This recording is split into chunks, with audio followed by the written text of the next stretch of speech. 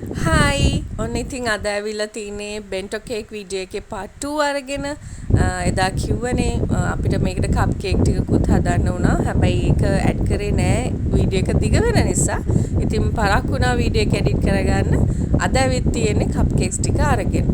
මේක තිබුණෙත් කැට් තීම් එකට හදන්න කැට් ෆේස් එකක් තමයි හදන්න තිබුණේ. ඉතින් මීට කලින් මේක try කරලා නෑ. ඉතින් හිතුවා කොහොමද මේක හදන්නේ කියලා.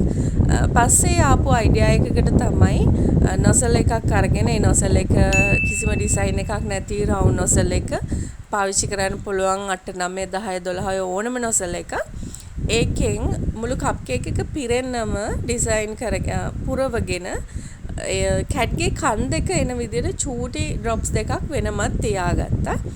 ඊට පස්සේ පාර්ච්මන්ට් පේපර් එකක් උඩ අනිත් පැත්තට තියලා මේක විනාඩි 5ක් 10ක් විතර ෆ්‍රිජ් එකේ තියලා තමයි මම මේ අරගන්නේ.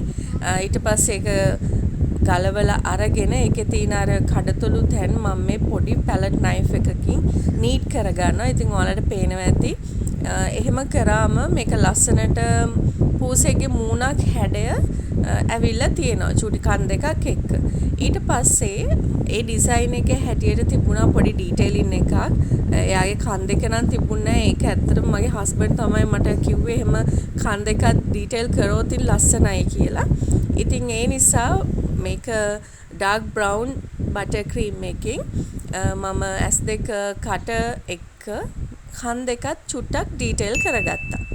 ඉතින් මෙන්න මෙහෙම තමයි ෆයිනල් ෆිනිෂින් එක එන්නේ අපේ කැට් ෆේස් එක. මේකට මම බ්‍රවුන් කලර් එකක් යූස් කරලා තිනවා ලයිට් අයිවරි නිකන් බ්‍රවුන් ෂේඩ් එක. මෙන්න මෙහෙම තමයි අපේ කැට් ෆේස් කප් කේක් ටික පේන්න තියෙන්නේ. ඉතින් ඔන්න ඔයාලට පුළුවන් මේකෙන් අයිඩියා එකක් ගන්න මෙහෙම එකක් කලින් කරලා නැත්තම්